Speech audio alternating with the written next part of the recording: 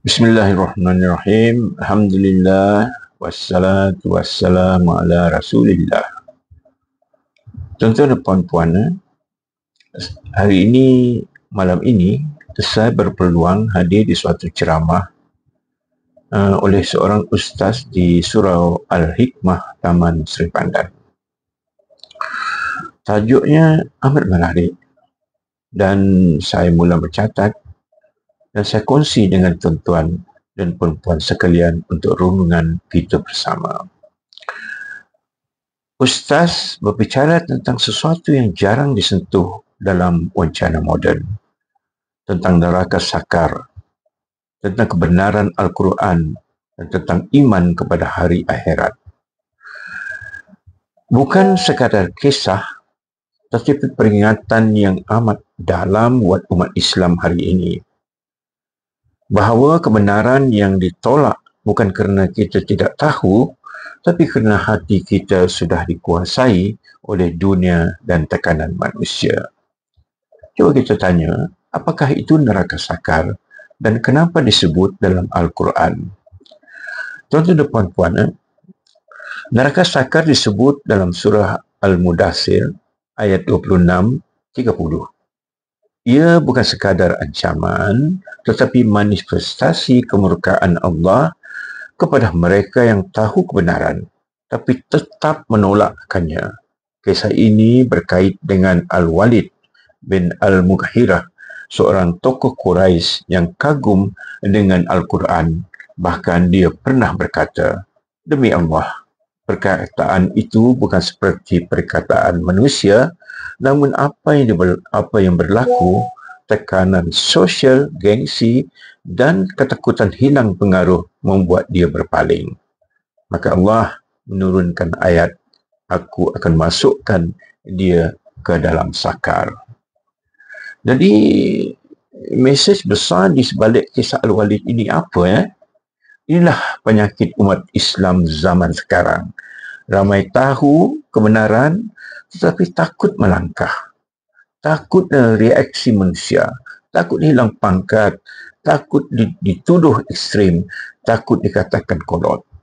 Al-Walid bukan tidak percaya, tetapi tidak berani mempertahankan kebenaran. Hari ini, tuan-tuan dan puan-puan, berapa ramai pemimpin, ulama, malah rakyat biasa yang menghadapi dilema yang sama. Kita tahu apa yang benar, tapi diam kerana tekanan sosial seperti Al-Walid. Maka kisah ini bukan sejarah, ia cermin bagi kita. Jadi mengapa Allah begitu marah kepada Al-Walid? Kerana hati nuraninya sudah tahu kebenaran, tapi dia tidak memilih, dia memilih kebatilan. Allah tidak murka kerana kejahilan, tapi kerana penghayatan terhadap hati sendiri. Tuan-tuan dan puan, ini juga peringatan kepada kita yang sering menolak suara hati. Saat hati berkata ini salah, tapi kita reda dengan alasan semua orang buat, saya ikut arus. Itulah jalan perlahan menuju sakar. Tuan-tuan dan puan-puan, keistimewaan Al-Quran yang membuat orang Arab ketika itu terpukau. Al-Quran turun pada zaman kemuncak kesusastraan Arab. Orang Arab ketika itu mahir berbahasa, tetapi mampu menandingi gaya bahasa Al-Quran. Allah mencabar mereka, datangkanlah satu surah seumpamanya. Tiada siapa yang mampu.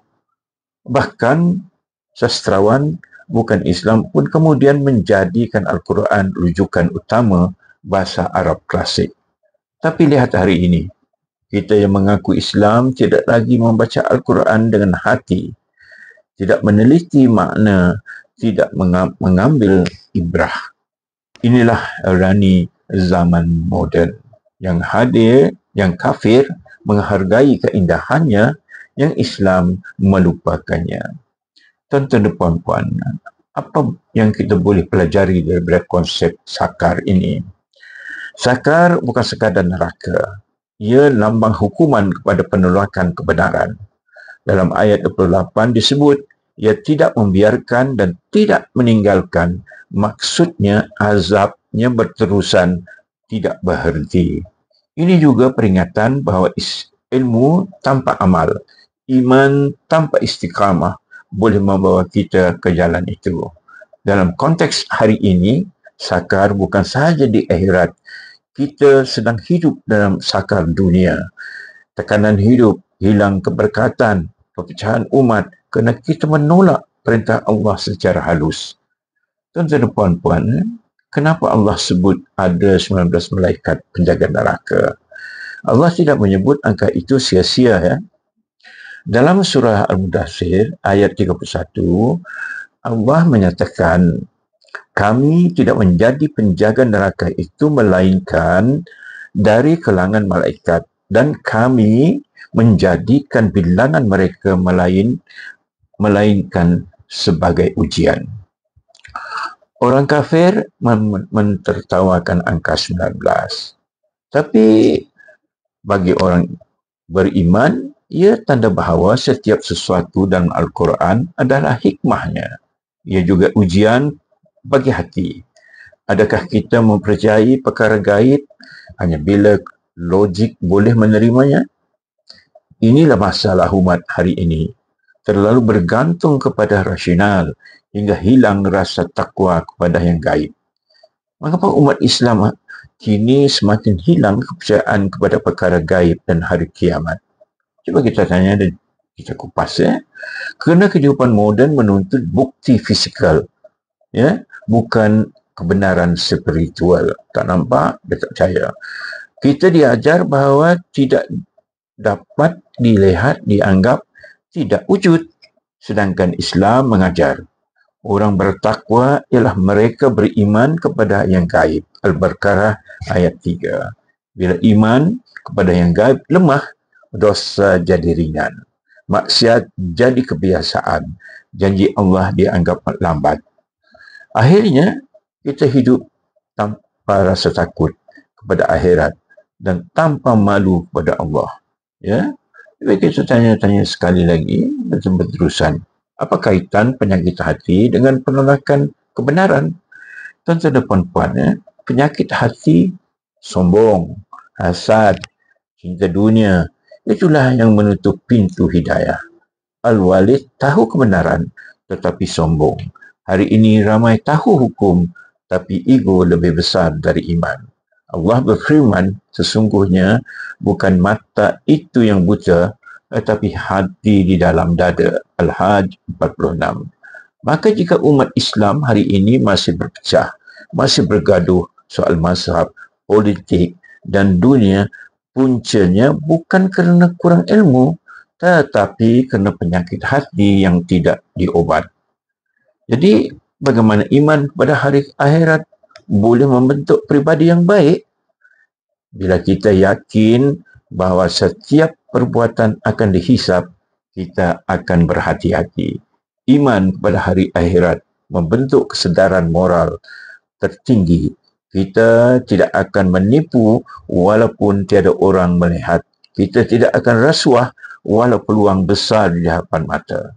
Kita tidak akan zalim walaupun kuasa di tangan. Tuan-tuan dan puan-puan, tanpa keyakinan kepada akhirat, manusia hanya hidup untuk dunia. Maka wujudlah generasi yang pintar tetapi tidak berakhlak, kaya tetapi tamak, beragama tetapi munafik. Jadi, apa mesej utama yang patut kita ambil? Mesej ini jelas. Al-Quran adalah kebenaran mutlak. Jangan jadi seperti Al-Walid yang hukum, yang kagum tetapi tidak beriman, yang tahu tetapi tidak taat, yang takut manusia lebih daripada takut Allah. Kita mesti kembali kepada Al-Quran, bukan sekadar bacaan tetapi pedoman.